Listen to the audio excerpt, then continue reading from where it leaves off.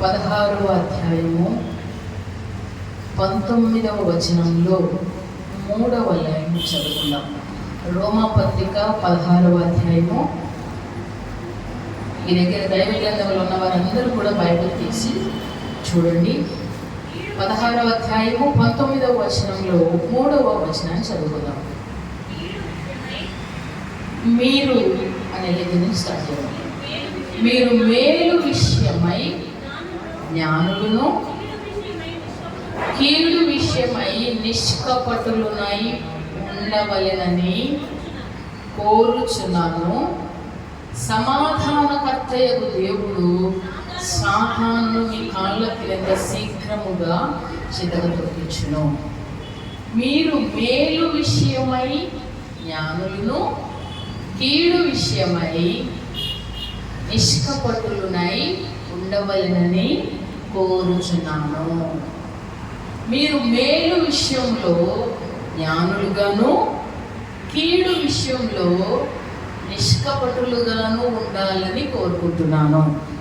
ఈ రోజున మన దేవుడు మన విషయంలో ఆయన కోరుకుంటుంది ఏమిటి అనంటే, మనము మేలు విషయంలో జ్ఞానులుగా ఉండాలట, కీడు విషయంలో నిష్కపటులుగా. అంటే కీడు చేయడం అంటే ఏమిటి, ఎలాగా నాకు తెలియదే అన్నట్లు మీరు ఉండాలి. ఇది ఈరోజు దేవుడు మన నుండి కోరుకుంటున్నటువంటి విషయం.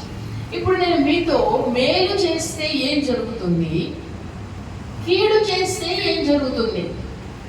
దేవుడు ఆశించేది ఒకటే, మేలు చేసే విషయంలో మీరు జ్ఞానం కలిగిన వారుగా ఉండాలి. మేలు చేసే విషయంలో మీరు జ్ఞానంగా ఉండాలి, అంటే పెద్దవారిగా ఉండాలి.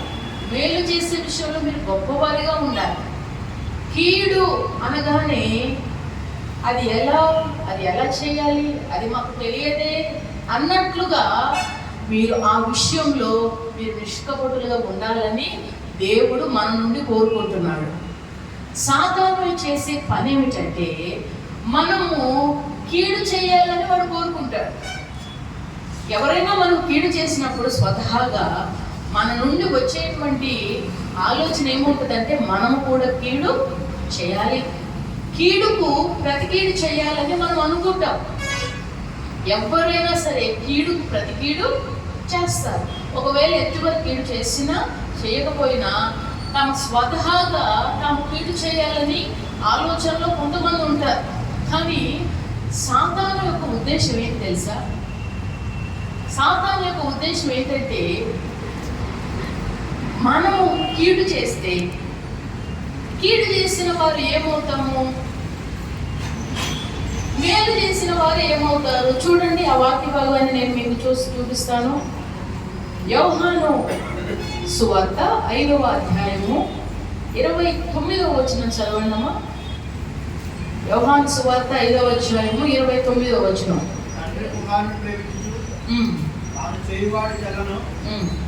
ఆయనకు అవపరుచున్నాడని మీతో నిశ్చయంగా చెప్తున్నాను. మరియు మీరు ఆశ్చర్యపడినట్లు 5వ అధ్యాయము 29వ వచనం. మేలు చేసిన వారు జీవ పునరుద్ధానమునకును, కీడు చేసిన వారు తీర్పు పునరుద్ధానమునకును బయటకు వచ్చేదారు. మేలు చేసిన వారు ఏమవుతారట? జీవ పునరుద్ధానికి వెళ్ళిపోతారట. కీడు చేసేవారు తీర్పులో నిలబడాల్సి వస్తుంది. సాతాను యొక్క ఆలోచన, వాడి ఆలోచన అందుకని దాని క్రింద రాయబడిన మాట, సాతానుని దేవుడు మీ కాళ్ళ కిందగా చిత్తగా త్రొక్కించెను. అంటే ఏమిటి? కీడు చేయాలని అనిపిస్తుంది మన లోపల. అప్పుడు నీవు సాతాన్ని చిత్తత్రొక్కడం అంటే ఏంటి తెలుసా? నువ్వు ఎప్పుడైతే కీడు చేయాలి, వారు నాకు కీడు చేశారు, నేను కూడా కీడు చేయాలి అని ఎప్పుడైతే నువ్వు అనుకుంటావో, నీవు సాతానుని గెలిచినట్లు కాదు. నువ్వు ఎప్పుడైతే కీడుకు ప్రతి కీడు చేయలేదో, నీ కాళ్ళ కింద ఎవరున్నట్లు తెలుసా? నీ కాళ్ళ కింద ఎవరున్నట్లు? వారి ఆలోచనలు నువ్వేం చేస్తున్నావు? త్రొక్కి వేస్తున్నావు. హల్లెలూయా. మేలు చేస్తే మనం ఎక్కడికి వెళ్తామండి? జీవ పునరుద్ధానము. జీవ పునరుద్ధానము. పునరుద్ధానం అంటే ఏమిటి?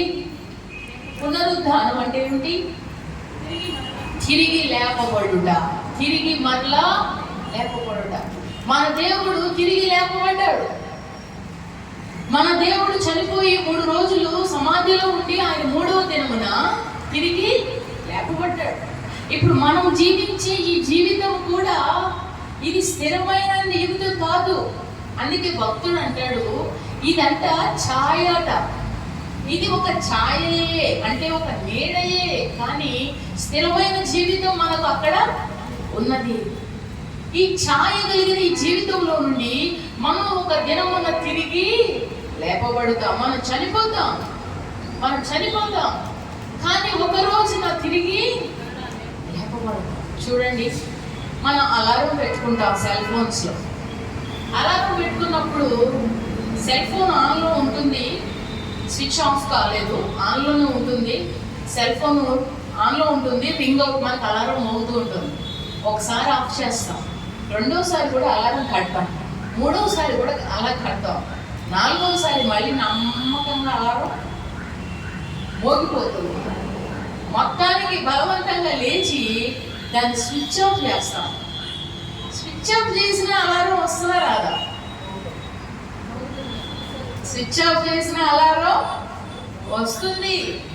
ఫోన్ స్విచ్ ఆఫ్ చేసిన అలారం వస్తుంది. స్విచ్ ఆఫ్ చేసిన అలారం వస్తుందంటే మనం చచ్చిపోయినా మనం కంపల్సరీగా, ఇది ఎందుకు చెప్పానంటే మనం మరణించినా మనము తిరిగి మరలా లేస్తాం. జీవ పునరుద్ధానం. అసలు సిసలైన జీవితం అక్కడ ఉందండి. ఇక్కడ మనం కొంతకాలమే, మహా అయితే 70 సంవత్సరాలు బ్రతుకుతాం. ఇక ముందైతే 60, కొంతమంది 50కి వెళ్ళిపోతున్నారు.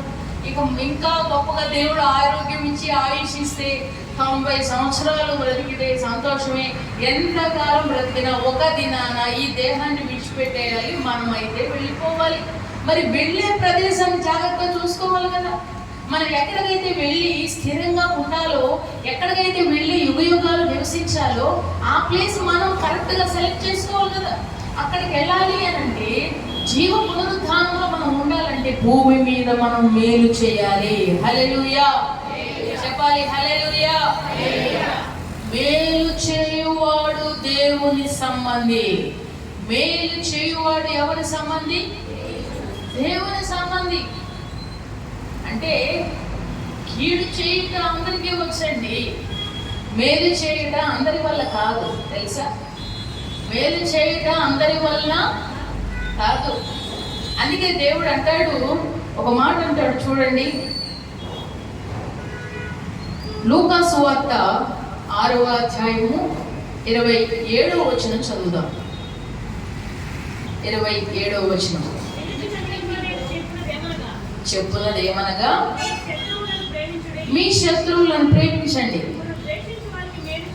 మిమ్మల్ని ద్వేషించే వారికి మేలు చేయండి. 35వ వచనం చదవమ్మా. ఎట్టి వారిని గూర్చినను నిరాశ చేసుకోక శత్రువులను ప్రేమించండి, మేలు చేయండి. 2 మాటలు ఇక్కడ. ద్వేషించే వారికి ఏం చేయాలి? ఒకసారి మీరు చెప్పాలన్నమాట. నన్ను ద్వేషించే వారికి నేను మేలు చేస్తాను అని చెప్పండి ఒకసారి. మిమ్మల్ని అలాగే దేవుడు చెయ్యను గాక. నేనేం కోరుకుంటున్నాను తెలుసా?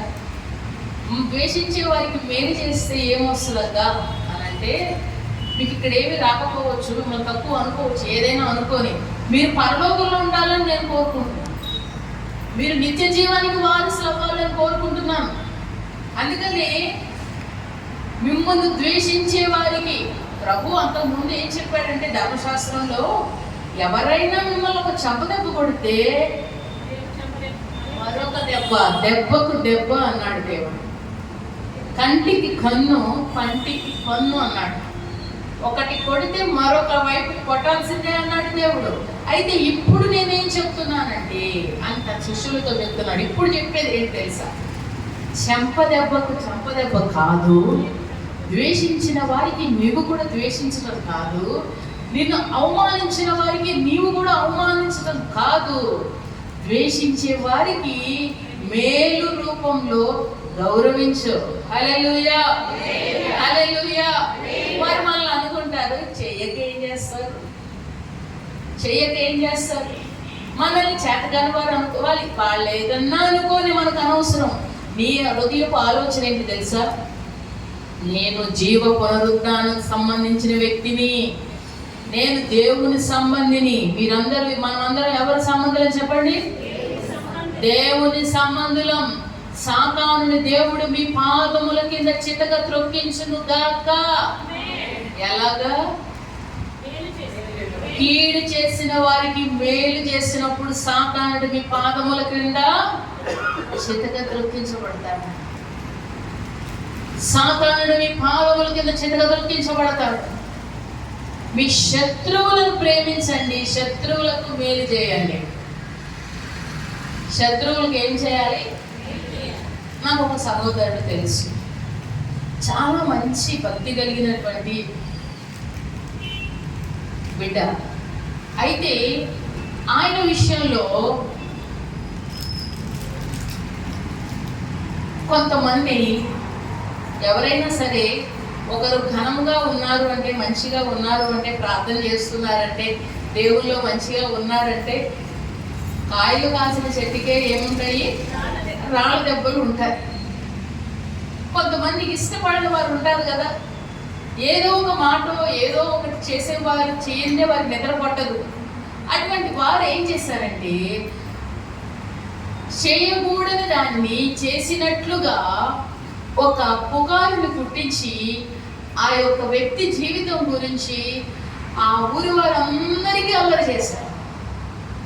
ఆ గ్రామం అంతటికీ కూడా, ఆ మందిరం అంతటికీ కూడా, మరి ఆయన ఉండేటువంటి ఆయన తెలిసిన వారందరికీ కూడా చేశారు. దాని వలన జరిగినటువంటి పరిణామం ఏంటి తెలుసా?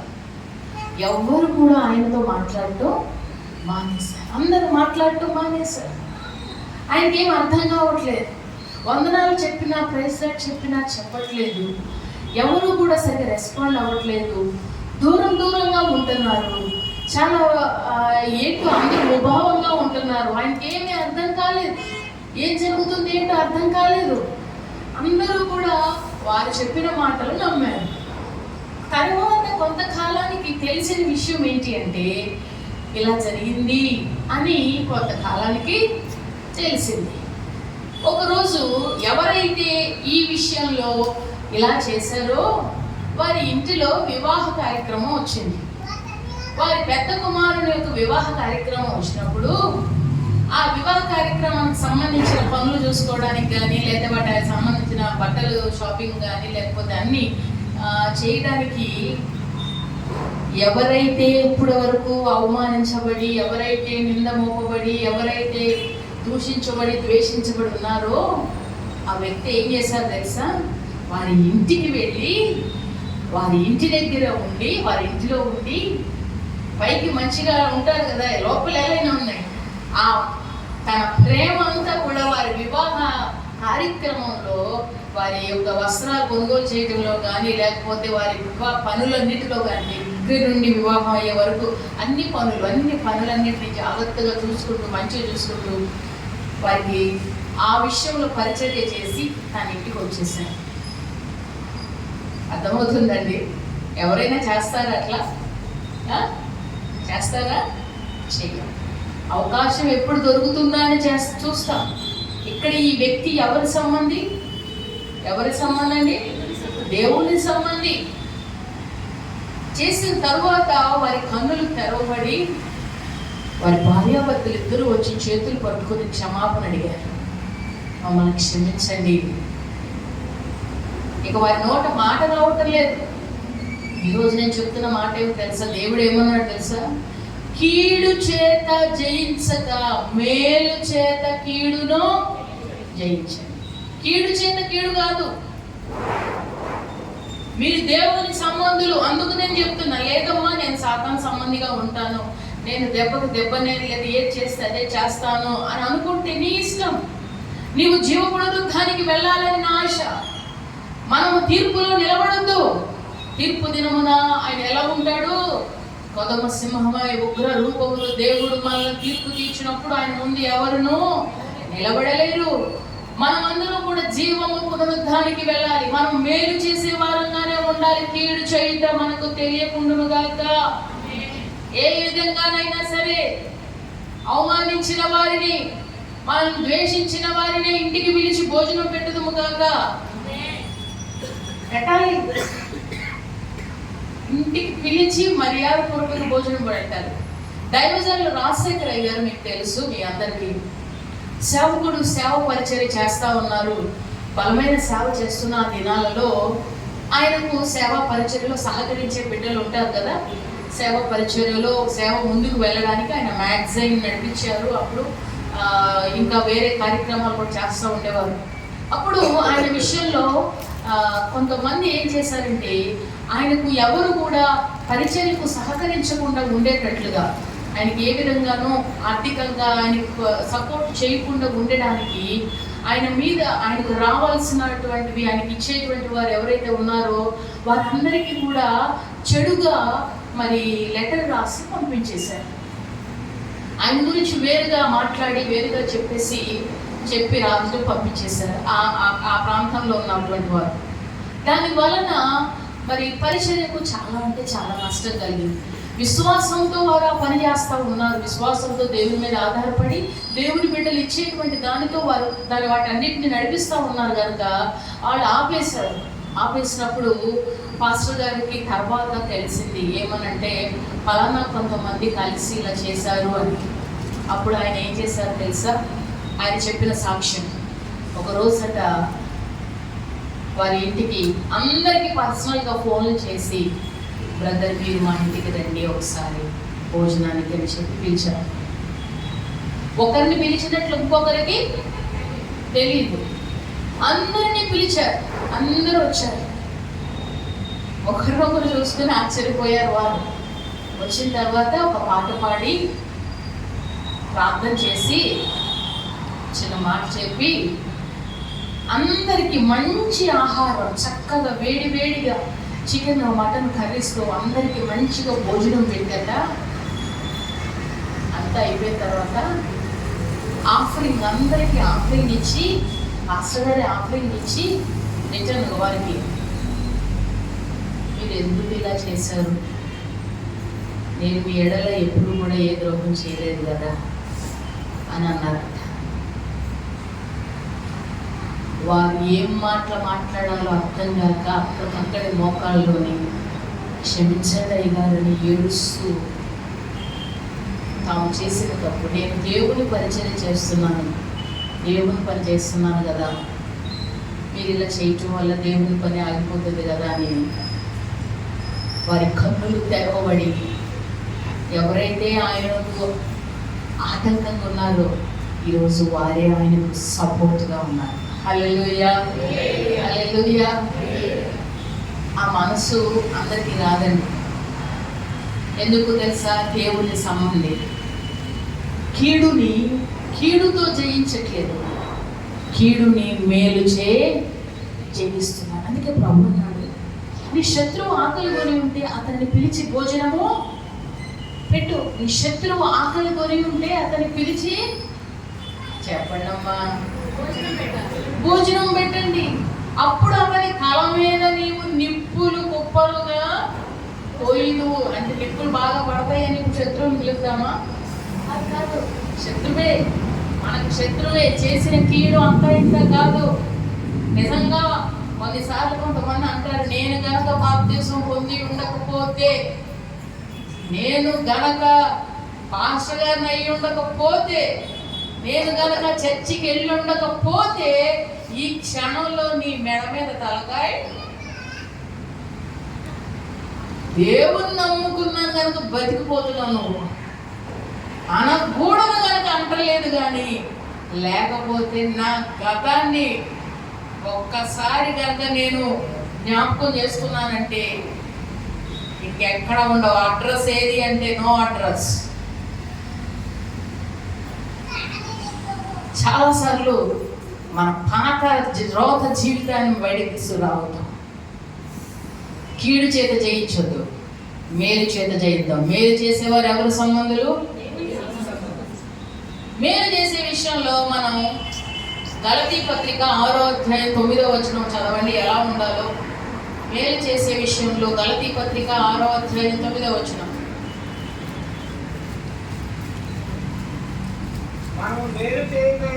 మనము మేలు చేయుటయందు విసుగకయుందుము. చాలండి. మనము మేలు చేయుటయందు ఎలా ఉందాము? ఎలా ఉందని చెప్పండి అమ్మా. విసుగక ఉందాము. విసుగు అంటే ఏంటి? చికాకు. ఒకసారి చేశాం కదా, ఒకసారి చేసామా, మళ్ళా మేలు చేస్తాము. నీకు మళ్ళా మేలు చేయాలి. లేదా వేరే వాళ్ళకి ఒకసారి చేసాం కదా, మళ్ళా చేయాలా చెప్పాలి. మీరు మళ్ళా చేయాలి. ఎందుకు చేయాలి? విసిగిపోవద్దు మేలు చేసే విషయంలో. ఆశీర్వాదం కావాలని ఎంతమంది కోరుకుంటున్నారు చెప్పండి? కోరుకుంటున్నారా? నిజంగా కోరుకుంటున్నారా? అయితే ఈ వచనం చదవండి. ఆమోసు గ్రంథం 5వ అధ్యాయం 14వ వచనం. ఆమోసు గ్రంథం 5వ అధ్యాయం 14వ వచనం. ఆమోసు గ్రంథం 5వ అధ్యాయం 14వ వచనం. చదవ. మీరు బ్రతుకున్నట్లు కీడును విడిచి మేలును వెదకుడి. అలాగు చేసిన ఎడల మీరు అనుకునే చొప్పున దేవుడును సైన్యములకు అధిపతియగు యెహోవా మీకు తోడుగా ఉండును. హల్లెలూయా. మీరు బ్రతుకున్నట్లు కీడును విడిచి మేలు వెదకండి. అలా చేస్తే ఎవరు మీకు తోడుగా ఉంటారండి? దేవుడే నీకు తోడుగా ఉంటారు. దేవుడే మీకు తోడుగా ఉంటాడు. మరొక చోట రాయబడిన మాట ఏమిటి తెలుసా? మీరు ఆశీర్వాదానికి వారసులుగా ఉండడానికి పిలువబడ్డారు. మనం దేనికి వారసులుగా ఉండడానికి పిలువబడ్డాము? ఆశీర్వాదానికి వారసులుగా ఉండడానికి పిలువబడ్డాం. శాపానికి శపించబడడానికి పిలువబడ్డామా? చెప్పాలా? శపించబడడానికి పిలువబడ్డామా? నీకు దేవుడు తోడుగా ఉండాలంటే నీవు కీడు విడిచి, చెప్పండమ్మా, కీడు విడిచి మేలు చేయాలి. యేసయ్యా నాకు తోడుగా ఉండయ్యా, యేసయ్యా నాకు తోడుగా ఉండయ్యా. నేను మాత్రం అందరికీ కీడు చేస్తాను నాయన. నేను మాత్రం ప్రభు కొట్టిన వారిని కొట్టేస్తాను, తిట్టిన వారిని నడి రోడ్లో సెంటర్లో తిడతాను నాయన. ప్రభా నాయన కీడు చేశారు, వాళ్ళు కీడు చేశారు. నువ్వు కీడు చేయకు. దేవుడు నీకు తోడుకుంటాడు. నేను చెప్పేది అది. నీకు దేవుడు తోడుకుంటాం కావాలా, నీ పగ తీర్చుకోవడం కావాలా? ఆయన అంటాడు, నువ్వు శత్రువును పిలిచి ఇంటికి పిలిచి అన్నం పెట్టు, ఇక మిగతా కార్యక్రమం నాది. మిగతా కార్యక్రమము అక్కడే అంటాడు. పగ తీర్చుకుంటే ఎవరు పని అంటాడు? నువ్వెందుకు కంగారు పడతావు? ఇప్పుడు సౌండ్ చేస్తున్నాను. పిల్లలు మాట్లాడుతున్నప్పుడు ఏదైనా విషయం వస్తే ఒకరినొకరు తిట్టుకుంటారు అనుకోండి, వీళ్ళు తెచ్చిన తెచ్చికి వాడు భయపడతారా? అప్పుడు మన పిల్లలు ఏమంటారు? నువ్వు పక్కన, నేను చూసుకుంటాను, నువ్వు పక్కకురా. మనం అక్కడ నిలబడితే అవతలడు ఏమవుతాడు? మనమేం అనవసరంలా అక్కడ నిలబడితే చాడు అవతల వాడు గడగడ వణికిపోతాడు, మౌనమైపోతాడు, సైలెంట్ అయిపోతాడు. ఇక్కడ నిలబడింది ఎవరు తెలుసా? సైన్యములకు అధిపతి దేవుడు.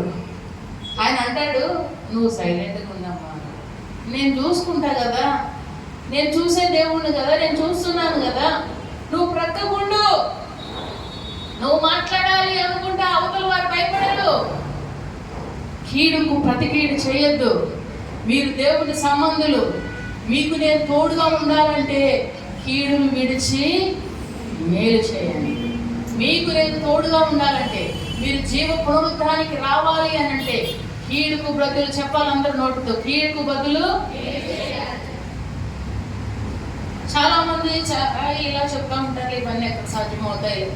సంఘాల్లో చాలా మంది ఇట్లా, మనకి ఎవరు ఫోన్ చేయలేదో వారికి మనం ఫోన్ చేయాలి. మనల్ని ఎవరైతే పిలవలేదో వాళ్ళే మనం పిలవాలి. ఎవరైతే మనం వాళ్ళ ఇంటికి వెళితే మనలను అగౌరవపరిచారు, మన ఇంటికి వచ్చినప్పుడు మన ఇంటికి పిలిచి మరీ గౌరవించాలి. చేసి చూడండి ఒకసారి. సైన్యములకు అధిపతి అయిన దేవుడు నీకు తోడుగా ఉంటాడు. హల్లెలూయా, హల్లెలూయా. 1 పేతురు పత్రిక 3వ అధ్యాయం 9వ వచనం చదువుదాం. 1 పేతురు పత్రిక 3వ అధ్యాయం 9వ వచనం. మరలా చదువు, గట్టిగా చదువు.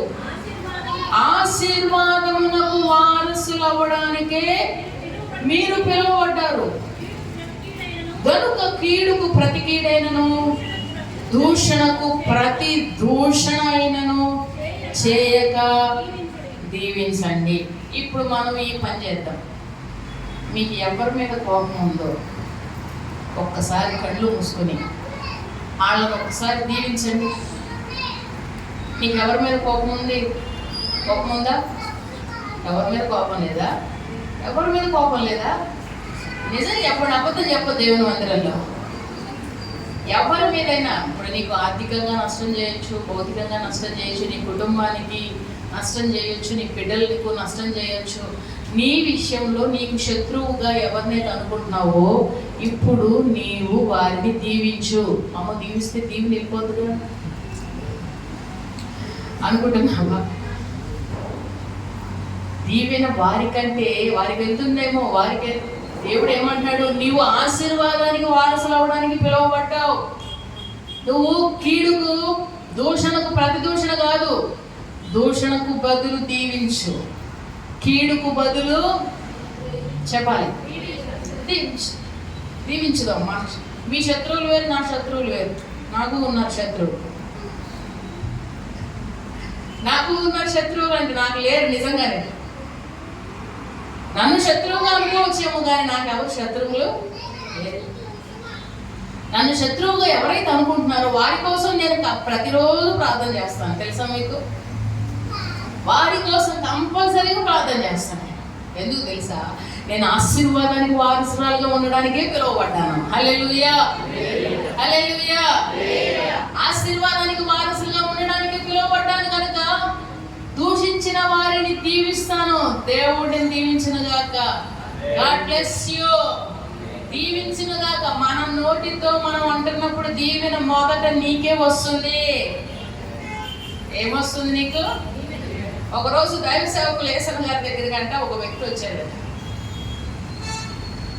బాగా తాగి, ఇక ఫుల్, ఎంత పెద్ద డ్రింకర్ అంటే బాగా తాగి ఎప్పుడు చాలా చికాకుగా జీవిస్తాడు. అటువంటి వ్యక్తి వచ్చినప్పుడు దైవ సేవకులంట ఆయన్ని పట్టుకొని కౌగిలించుకుని ఆయన మీద చేయి పెట్టి, ప్రభు ఈ బిడ్డ దీవించు, ఆయన ఆశీర్వదించు, ఆయన అభివృద్ధి చేయని, నా గొప్ప చేయడం అని ప్రార్థన చేశారు. ప్రార్థన చేస్తే ఆయన ప్రక్కన సేవకులు ఉంటారు కదా, ఆయన వాళ్ళు వెళ్ళిపోయాక అన్నారంట, అన్న ఏందన్నా మీరు అట్లా ఆయనకు దీవించిన ఆయన, ఆశీర్వదించిన ఆయన, కాపాడిన ఆయన, అభివృద్ధి పరిచిన ఆయన ప్రార్థన చేస్తారా ఏంటన్నా మీరు మరీ అన్న అంటే, అరే పిచ్చోడా నీకు తెలియదురా, మనం దీవిస్తే మొదట దీవెన వాడు ఆ దీవెనకు పాత్రుడు అనుకో, ఆ దీవెన ఆయనకి వెళ్తుంది. పాత్రుడు కాదనుకో డబుల్ బ్లెస్సింగ్. హల్లెలూయా, హల్లెలూయా. అర్థమవుతుందా?